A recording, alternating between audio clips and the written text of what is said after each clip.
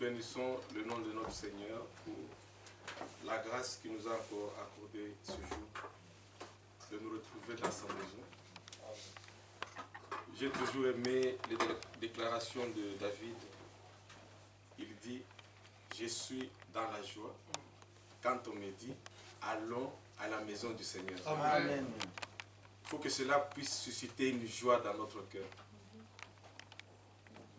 Si un jour il vous arrive, comme ça peut arriver à qui que ce soit, de ne pas avoir la possibilité de venir à l'église, il ne faut pas que vous soyez à l'aise. Vous devez être triste. Quelles que soient les raisons. Dieu seul sait combien elles sont nombreuses, nos raisons. Mais quelles que soient les raisons, tu dois être triste.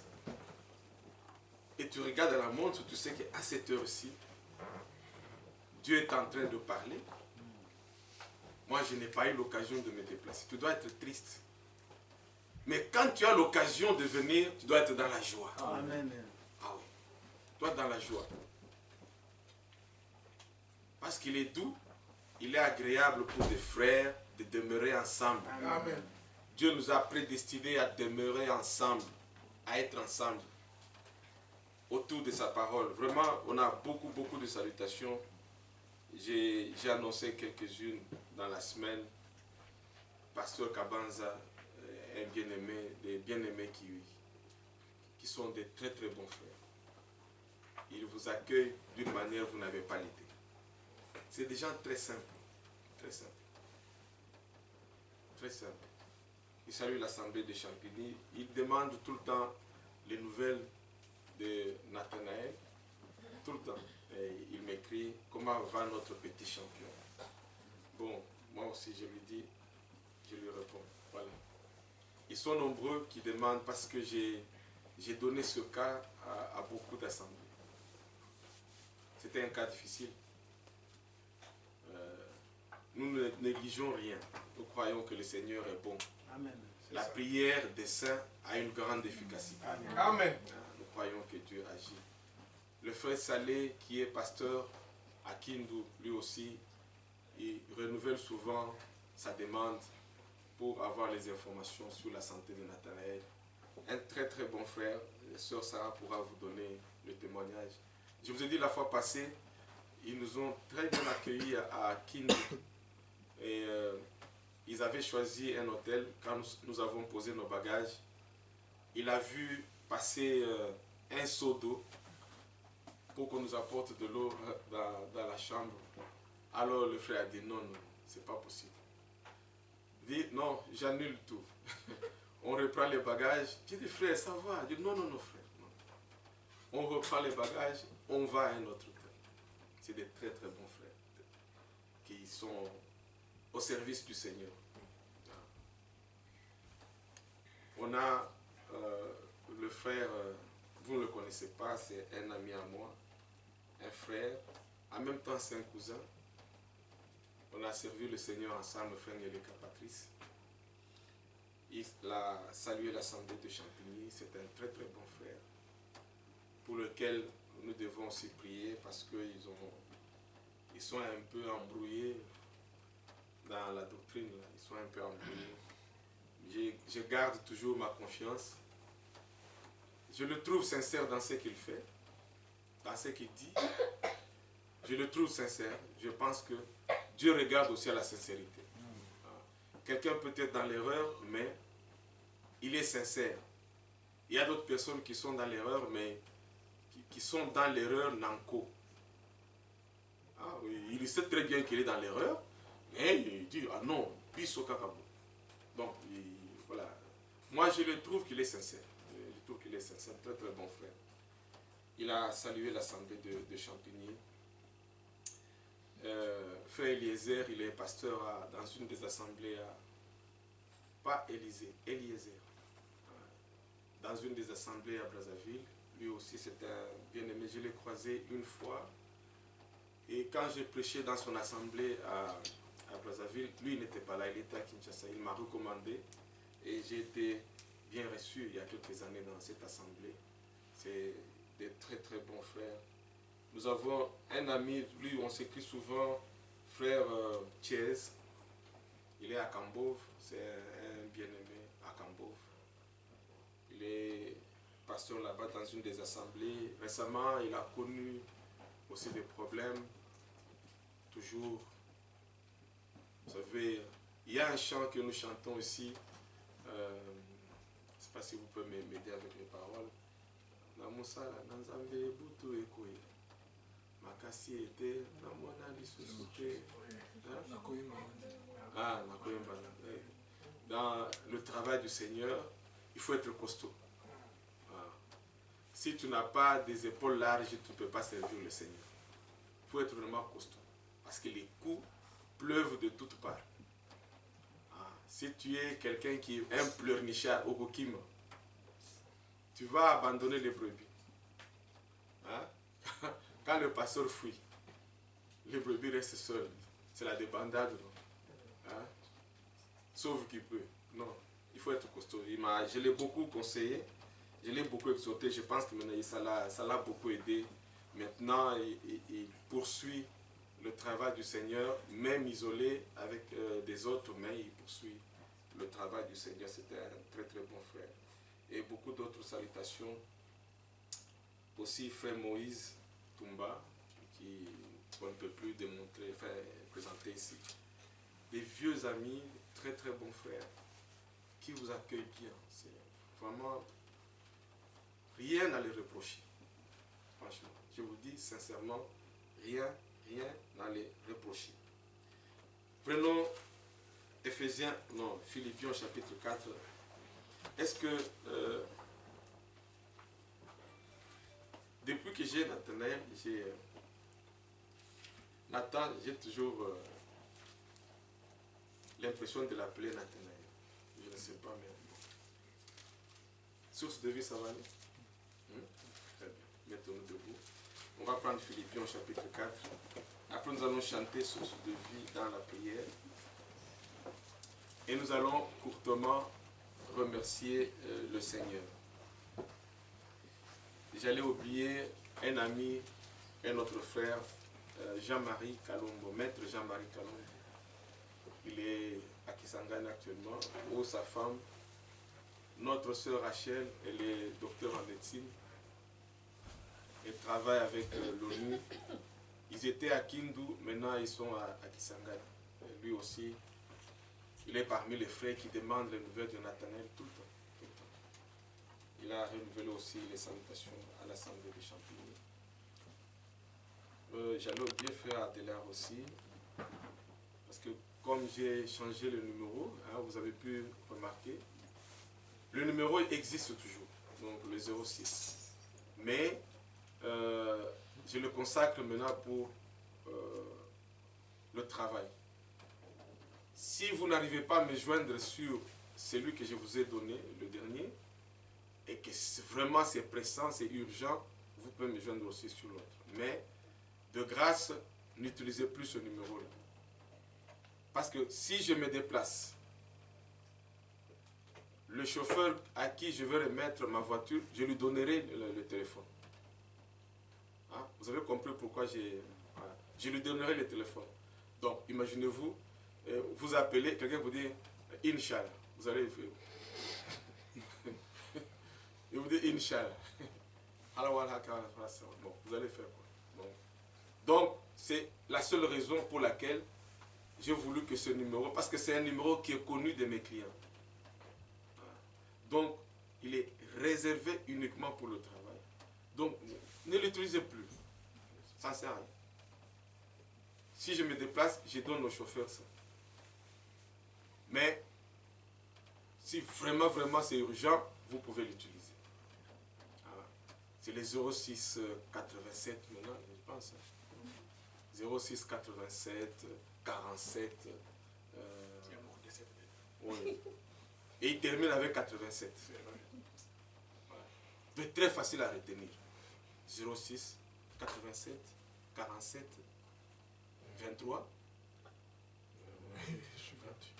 Je pense qu'il y a un 23. Il me semble. Ou 52. Parce qu'il y a un numéro de ma femme là-dedans. Moi j'ai le 07 53 47 87, 06 98. 87 47 23 87. 23, parce qu'il y a le 23 de la sœur Sarah. Donc j'ai retenu. Bon, 06. Toi tu as 0 quoi?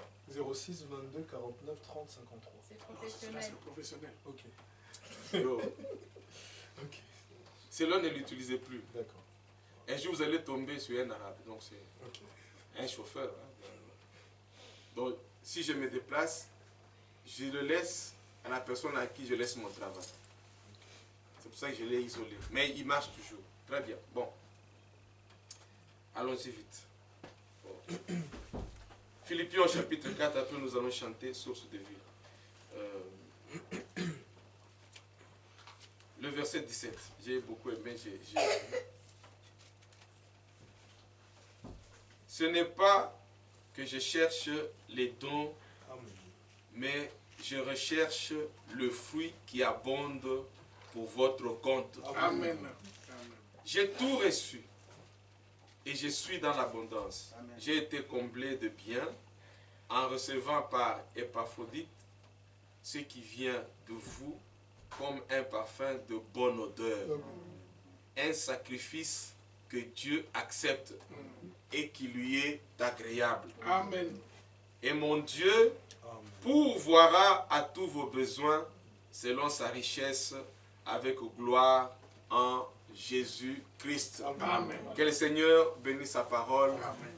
Dans la joie et dans la prière, chantons source de vie, suivie d'une courte prière. Et nous allons écouter la parole du Seigneur.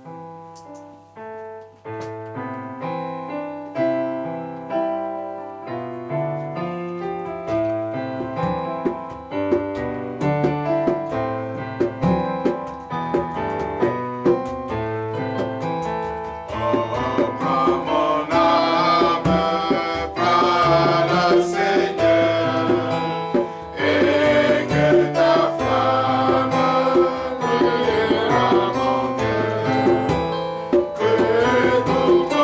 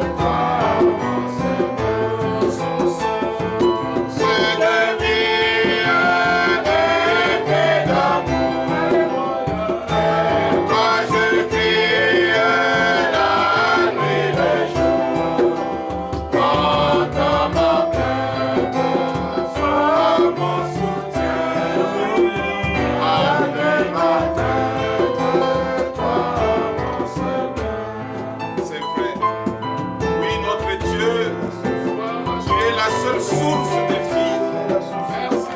Car la Bible dit, au commencement était la parole. Cette parole était avec Dieu. Cette parole était Dieu. En elle était la vie. Nul ne peut avoir la vie si toi tu ne lui as pas donné, Seigneur. Éclaire-nous, illumine-nous, bénis-nous par ta parole, délivre-nous par ta parole, purifie-nous par ta parole, sanctifie-nous par ta parole.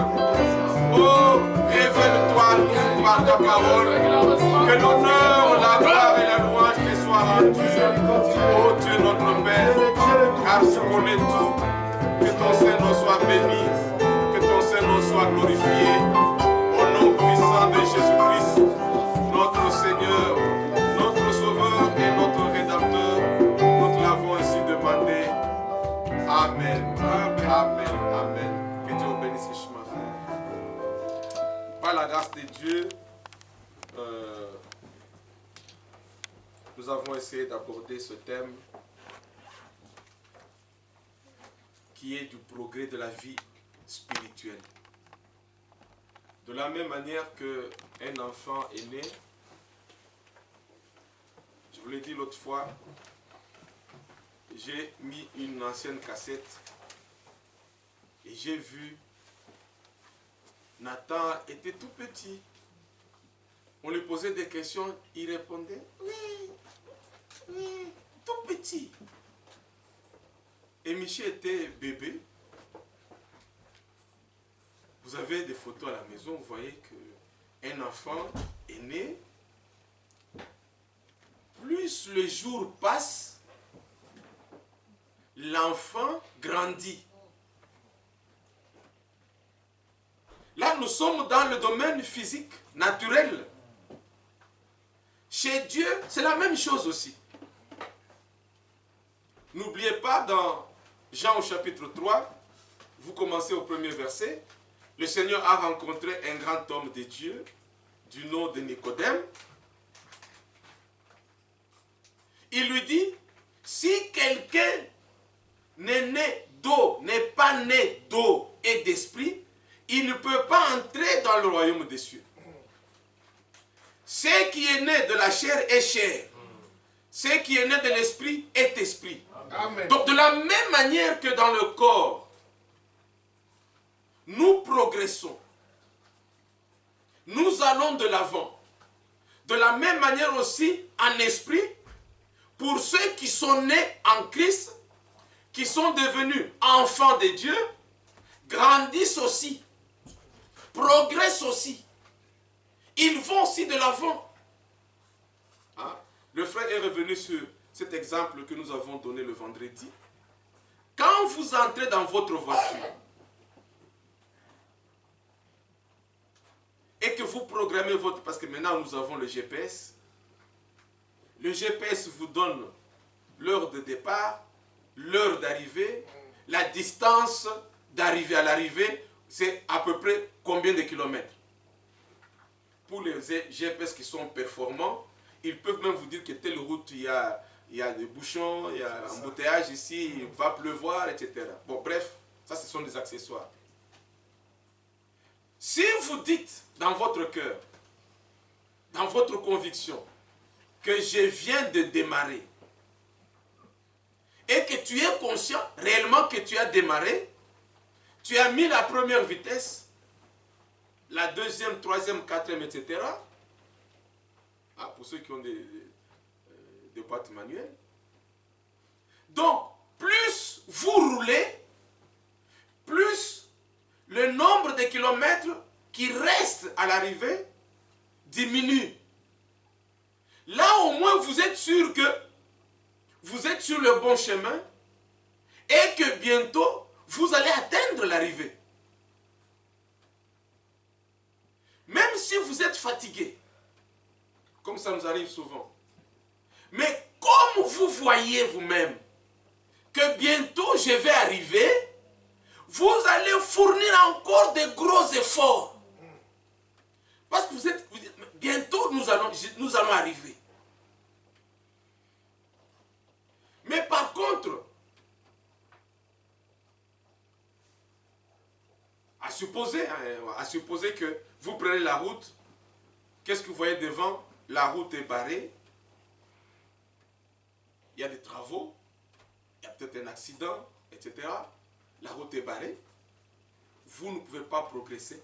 Regardez bien le comportement du chauffeur. Il devient même fatigué. Il y en a qui s'énervent. Je connais des chauffeurs qui s'énervent. Commence à parler dans tous les sens. Eh, c'est quoi? Lui, il fait quoi? Pourquoi ça? Tout ça, comme ça. Parce que ça vous gêne. Vous aviez un programme. Vous aviez peut-être un rendez-vous. Ça vous gêne. Mais si, pour un rendez-vous du monde, ça vous gêne, mais pourquoi vous ne vous gênez pas pour votre marche chrétienne? Ça ne vous gêne pas. Vous êtes du sur place. Le premier à Kofingabat. Le premier à Tongabat. Le premier à critiquer. Tu es toujours là, en train, dans des histoires pourries. Et tu te plais. Tu devrais être triste. Tu devrais constater que ta vie n'avance pas, ne va pas de l'avant. Regardez s'il y a un accident devant, il y a ou quelque chose comme cela qui vous empêche de progresser. Quel est le premier réflexe? C'est chercher à savoir est-ce qu'il n'y a pas une autre route. Il n'y a pas un autre moyen de contourner l'obstacle. Mais en Christ, c'est aussi pareil. Tu vois que ce que je suis en train de faire m'empêche d'avancer. Mais tu fais quoi? Tu ne gardes pas la chose. Tu contournes, tu mets ça de côté.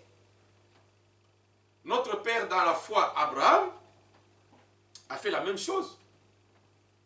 Il est sorti de son pays avec un bagage encombrant. Ce bagage encombrant s'appelait Lot. C'était son neveu. C'est lui qui l'a élevé parce qu'il n'avait pas d'enfant. Mais à un certain moment, le conflit entre ces travailleurs et les travailleurs de Lot, il y avait mélange de brebis, mélange de vaches, mélange de chevaux, etc. Mélange de biens. Ça créait des conflits. Et Abraham était là tout le temps en train de trancher les problèmes. Et quand vous êtes là en train de trancher les problèmes, vous n'avancez pas. Ça vous embrouille. Il a dit, ah, cher fiston, nous allons trouver une solution aujourd'hui. En tout cas, parmi les brebis, parmi les chevaux, parmi les vaches, parmi les travailleurs, prends tout ce qui t'intéresse. Choisis. Il lui a laissé la liberté de choisir. Choisis ce que tu veux. Il a choisi et il lui a dit, bon, ok, très bien, tu es d'accord? Tu es content? Je suis content. Bon, maintenant, prends ton chemin. Sache que si toi tu prends la gauche, moi je prends la droite. Si tu prends la droite, moi je prends la gauche. L'autre a pris la gauche et lui il a pris la droite. Terminé. Regardez dans la Bible.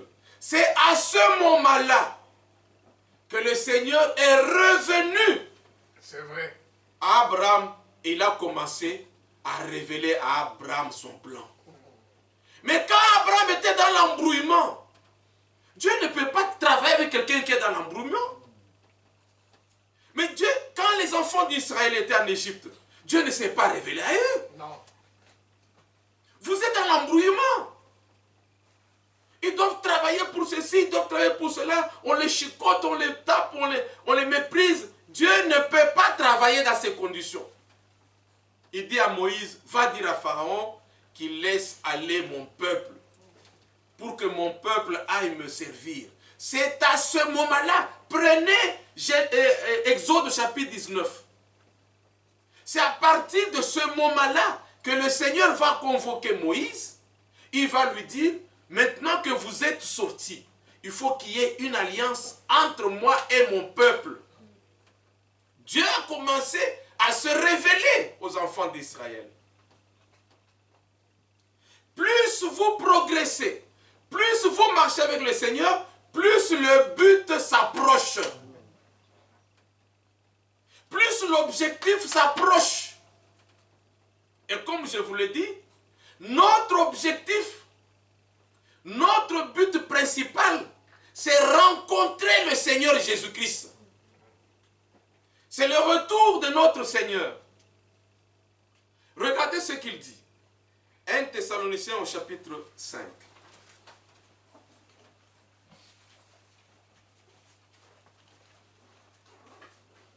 Quel est le but? Prenons le verset 23. 1 Thessaloniciens chapitre 5, le verset 23. Que le Dieu de paix vous sanctifie lui-même tout entier. Et que tout votre être, l'esprit, l'âme et le corps soient conservés irréprochables lors de l'avènement de notre Seigneur Jésus-Christ. Avez-vous saisi cela? C'est ça notre objectif. Être parfait, pourquoi? Être parfait pour être pris par le parfait qui vient. Il faut que la matière soit la même, que nous ayons la même nature avec lui. Lui, le parfait qui descend.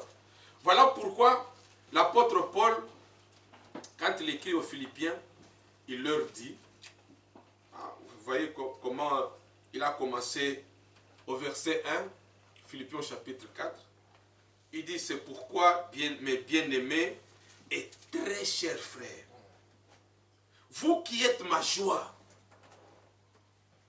vous qui êtes ma couronne, demeurez ainsi fermes dans le Seigneur, mes bien-aimés. Demeurez ainsi fermes dans le Seigneur. Pourquoi on doit demeurer ferme? Hébreux au chapitre 13.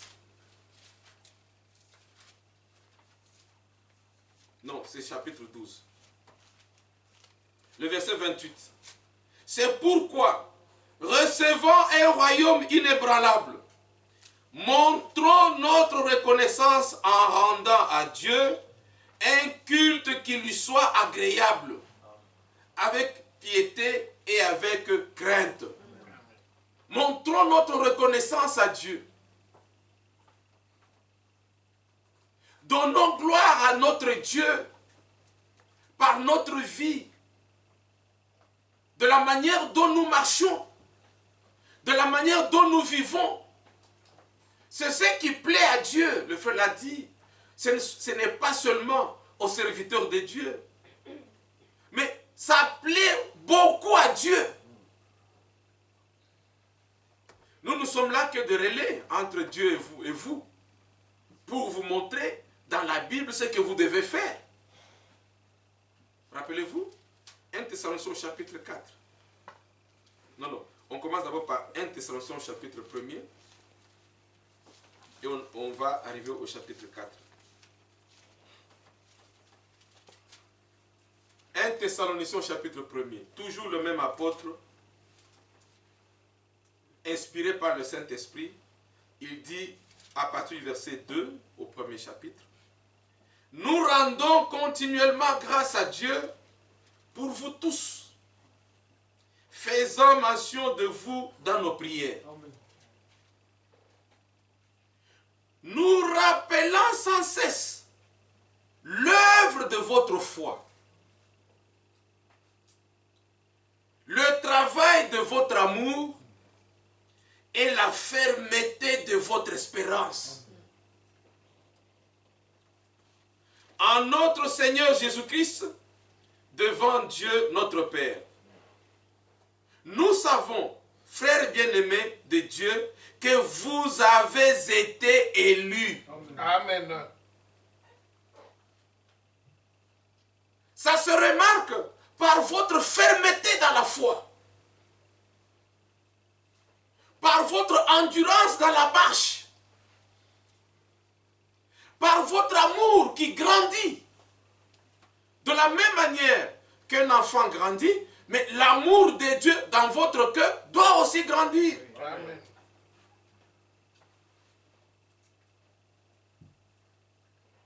au chapitre 2, 1 Thessaloniciens. Nous lisons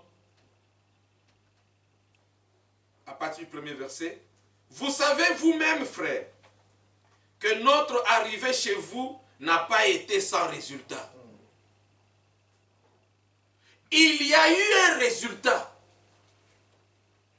Pourquoi il y a eu un résultat? Romains au chapitre 1er verset 16.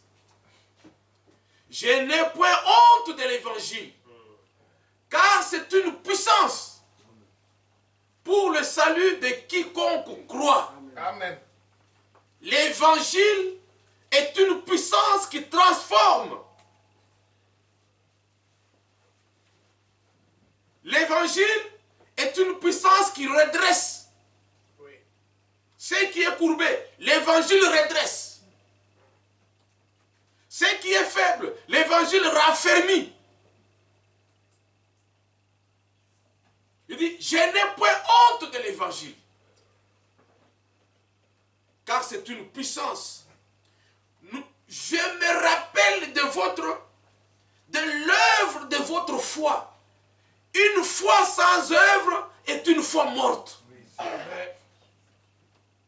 Il dit, je me rappelle de l'œuvre de votre foi. Une œuvre à la foi est attachée des œuvres qui prouvent, qui montrent que vraiment vous êtes en marche. Le travail de votre amour, l'amour de Dieu est accompagné du travail qui prouve que vous aimez Dieu. Je vous ai lu à plusieurs reprises ici les témoignages de Frère Branham parlant de ces j'allais dire aborigènes, non, de ces Indiens-là qui vivent dans ce, comment on appelle, les Esquimaux, voilà, qui vivent dans les montagnes où il y a les neiges. Il dit, les gestes que ces hommes-là font, les sacrifices que ces hommes-là endurent, la disponibilité de ces hommes-là à traverser des endroits difficiles, pieds nus, sans chaussures, dans la neige, essayez un peu quand il y a la neige, sortez un peu pieds nus. Même quand il n'y a pas de neige, il fait un peu froid, sortez un peu pieds nus. Mais ces frères vont traverser des amoncellements de neige, pieds nus, pour aller à l'église. Et Frère Branham continue disant, c'est en faisant cela que vous montrez que vous aimez Dieu. L'amour de Dieu est accompagné des œuvres. Ce n'est pas un amour seulement verbal. Oh, j'aime Dieu. Non. On montre qu'on aime Dieu par les œuvres, par le sacrifice, par l'endurance, par le zèle que nous avons. Ça montre réellement que tu aimes Dieu. Dieu n'est pas dans la timidité. L'esprit que nous avons reçu crie Abba Père. Ce n'est pas un esprit de timidité. Amen.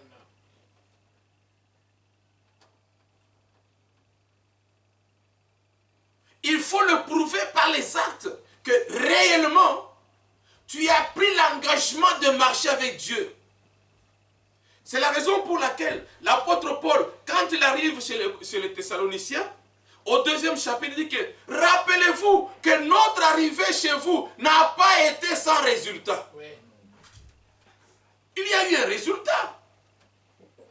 Parce que des hommes et des femmes ont reçu le Seigneur dans leur vie. Ayant reçu le Seigneur dans leur vie, l'amour de Dieu a été manifesté dans leur vie. Cet amour est accompagné des gestes. Cet amour est accompagné des actes. Cet amour est accompagné du progrès.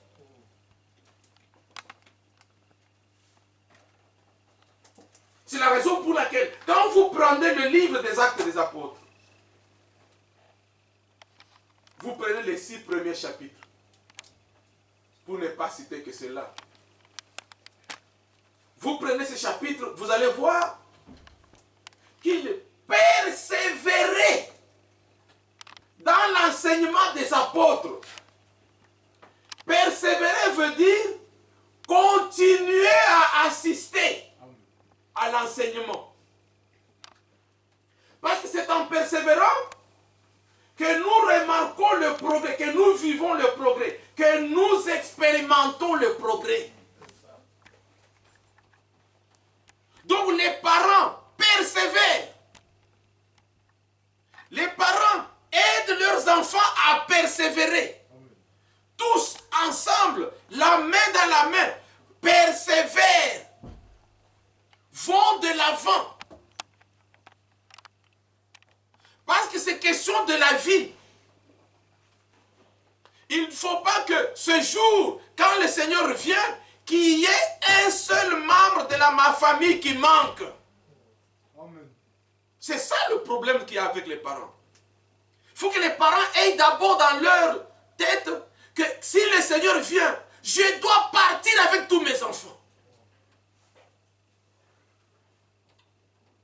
Alors, pour partir avec tous les enfants, le travail se fait en amont, avant.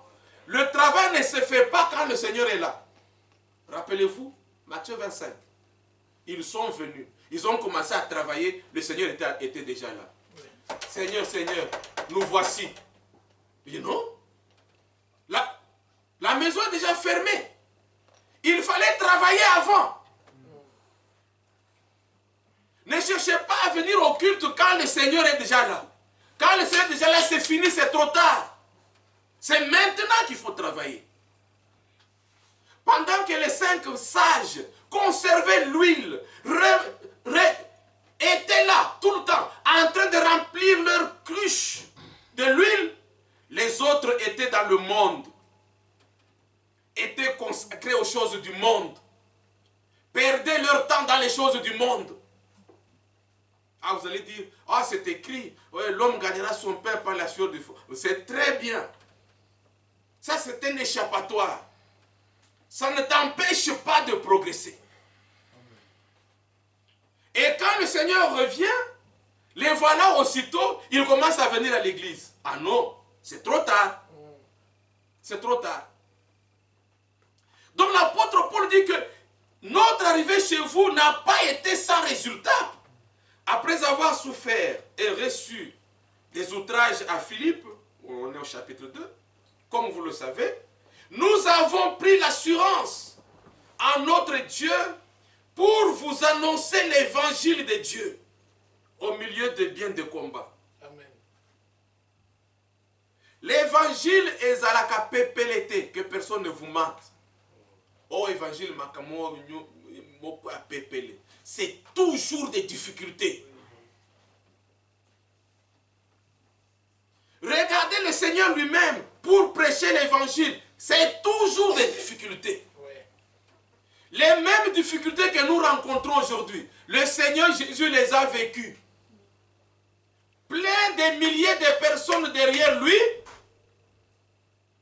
Jésus ouvre les yeux comme ça. Il reste avec les 12. Les 12, non? Oui. Où sont partis les autres? Ah! Mouiche! Bakei! Bakei, qu'est-ce que vous voulez? Vous avez vu le Seigneur avec un fouet les suivants? Allez yo, Zonga! Rentre vite! Non? Il a demandé à ceux qui étaient autour de lui, mais vous autres, allez-y aussi. Pierre dit, Seigneur, moi, nous avons reçu la révélation que toi, tu es le Fils du Dieu vivant. Tu as la parole qui donne la vie. Amen. À qui d'autre irions-nous? C'est ça. Non, que ce soit. Toza Nayo jusqu'au dernier jour. Et Pierre l'a prouvé qu'il était avec le Seigneur jusqu'au dernier jour. Et au chapitre 3, toujours. Non, d'abord au chapitre 2, un verset qui est très intéressant. Le verset 12 et le verset 13. Non, à partir du verset 11. Vous savez aussi que nous avons été pour chacun de vous, c'est qu'un père est pour ses enfants, Amen. vous exhortant, Amen. vous consolant, Amen. vous conjurant de marcher d'une manière digne de Dieu, Amen. qui vous appelle à son royaume et à sa gloire. Amen. C'est pourquoi nous rendons continuellement grâce à Dieu de ce qu'en recevant la parole de Dieu que nous vous avons fait entendre, vous l'avez reçue, non pas comme la parole des hommes, mais ainsi qu'elle l'est véritablement, comme la parole de Dieu qui agit en vous qui croyez. Amen. Ah. La parole que nous écoutons doit influencer notre vie. La parole de Dieu doit influencer ma vie. Il ne peut pas en être autrement. Parce que la parole d'un homme n'est qu'un ensemble de mensonges. N'est qu'un ensemble des erreurs. L'homme ne connaît ni d'où il vient et où il va, il ne connaît rien. Mais Dieu connaît toutes choses. Quand Dieu me parle, il sait pourquoi il me parle. Parce qu'il m'aime. J'ai de la valeur devant lui. Donc la parole de Dieu doit avoir des effets dans ma vie. Doit influencer ma vie. Je vais vous donner des petits exemples, vous allez comprendre cela. Observez bien nos enfants à la maison. Vous qui avez des petits-enfants, observez bien. Bientôt, Pierre, tu vas le remarquer aussi. Amen. Tu vas le remarquer aussi. Regardez les jeux qu'ont les enfants à la maison. Nos enfants, nous, vous allez voir. Si vous trouvez vos enfants, vous, à la maison, ils jouent à la carabine. C'est que c'est les choses que vous voyez à la maison. C'est la vie qu'il y a à la maison. Vous savez,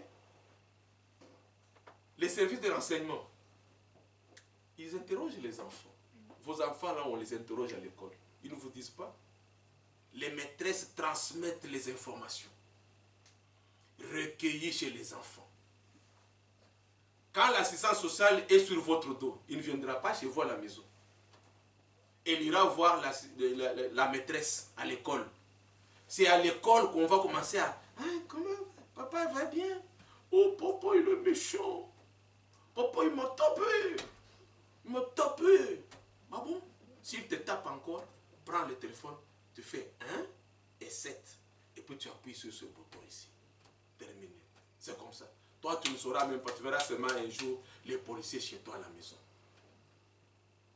Donc, c'est quelque chose que vous devez voir de vos propres yeux. Ce n'est pas de la plaisanterie. Vous allez remarquer que les enfants reproduisent ce qu'ils vivent et à la maison et à l'église, ils reproduisent dans leur jeu. Leur système de jeu, c'est un jeu lié à l'église, à la prédication, à la parole, au chant. Mais ce qui est triste, c'est que ces enfants, ils sont tout petits. L'autre, il joue le frère Jean-Marie, l'autre joue le frère Johnny, l'autre joue le frère Ézéchiel, l'autre qui dit, moi, je... Bon, ils s'attribuent les rôles. Mais regardez ce que le diable fait. Plus ils grandissent, au lieu de continuer comme cela, il commence maintenant à chercher les dessins allumés. Il commence à chercher... Maintenant, le mélange de ces histoires païennes et les histoires de Dieu, ça crée une confusion dans la tête de l'enfant. Parce que l'enfant apprend d'autres choses dans ces histoires qui sont contraires. C'est la raison pour laquelle les frères extrémistes, chez eux, n'ont pas de télévision. Ça, c'est des frères extrémistes. Mais tu ne mets pas la télévision chez toi à la maison. L'enfant ira chez le voisin. Regardera la télévision chez le voisin. tu as fabriqué qui? Un hypocrite.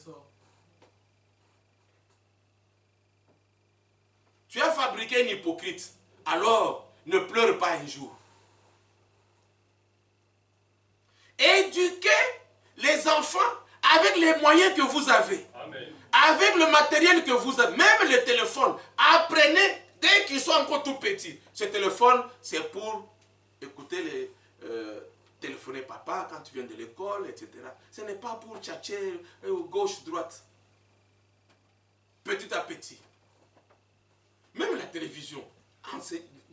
Laissez la liberté aux enfants. Mais enseignez-leur à distinguer le bien et le mal. Que l'enfant lui-même soit conscient que ça, ce n'est pas bon. Ça, c'est bon. Ça, je peux regarder. Ça, je ne peux pas regarder. Ça ne tombe pas du ciel. C'est ça l'enseignement des parents à la maison. Les parents ne vont pas laisser les enfants comme ça, regardant n'importe quoi.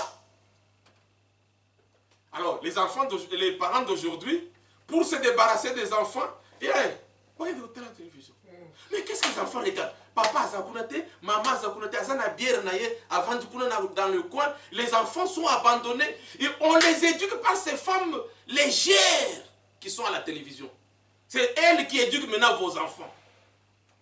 Donc je disais que vous allez voir que la vie chrétienne influence la vie de nos enfants. Amen. Dans leur jeu, c'est toujours ça. Quand ils veulent entonner des chants, c'est toujours les chants chrétiens. Mais plus ils vont à l'école, on va leur apprendre. Frère Jacques, dormez-vous, dormez-vous. On va leur apprendre ça. Ils vont commencer maintenant à mélanger frère Jacques et frère Jésus. Vous voyez. Et c'est comme ça que le diable embrouille. Inconsciemment, le diable corrompt l'esprit. C'est vrai. C'est vrai. Petit à petit, l'esprit de l'enfant est corrompu.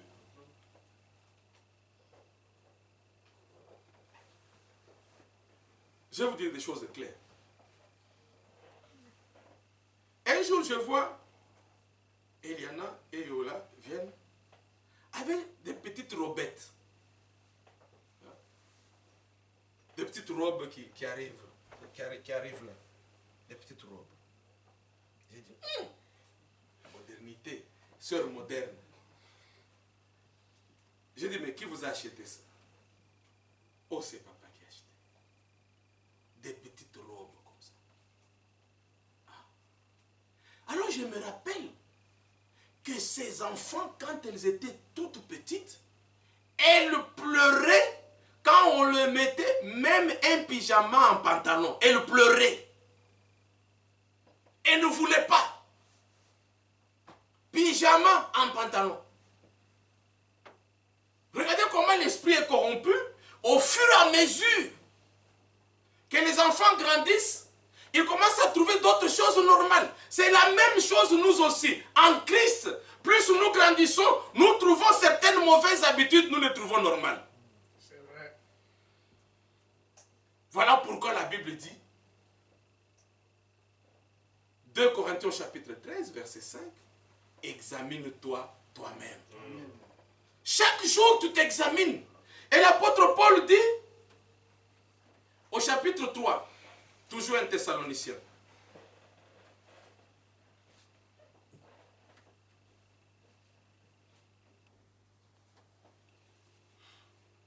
nous lisons à partir du verset 9 jusqu'au verset 13, quelles actions de grâce, en effet, nous pouvons rendre à Dieu à votre sujet, pour toute la joie que nous éprouvons à cause de vous, devant notre Dieu. Nuit et jour, nous les prions avec une extrême ardeur de nous permettre de vous voir et de compléter ce qui manque à votre foi. Que Dieu lui-même, notre Père, et notre Seigneur Jésus aplanissent notre route pour que nous allions vers vous. Amen. Et que le Seigneur fasse croître et abonder l'amour que vous avez les uns pour les autres. Amen. Que le Seigneur fasse croître, fasse abonder l'amour que vous avez les uns des autres. Et pour tous, à l'exemple de celui que nous avons pour vous, qu'il affermisse vos cœurs pour qu'ils soient irréprochables dans la sainteté devant Dieu, Amen. notre Père, lors de l'avènement de notre Seigneur Jésus avec tous ses saints. Amen. La sanctification, c'est pour nous rapprocher de l'avènement du Seigneur. La sanctification, c'est pour nous permettre que nous soyons prêts le jour que le Seigneur revient. La sanctification, nous le verrons si nous avons un peu de temps. Dans Éphésiens, la Bible dit, nous avons été prédestinés. C'est la volonté de Dieu. Le progrès dans la foi. Chaque acte que je pose pour le Seigneur doit aller dans le sens de progresser. J'étais même timide dans ma foi, dans ma vie. Même pour donner les offrandes, ma main est toujours lourde. Mais il faut qu'un jour, cette main s'allège. Parce que tu as progressé. Pour donner ma dîme, donc j'ai toujours des réserves. Ma main est très lourde. Mais plus je marche avec le Seigneur, plus le Seigneur me fait grâce pour que je sois en ordre avec les Écritures, que je sois en ordre avec Dieu, pour que je sois l'ami de Dieu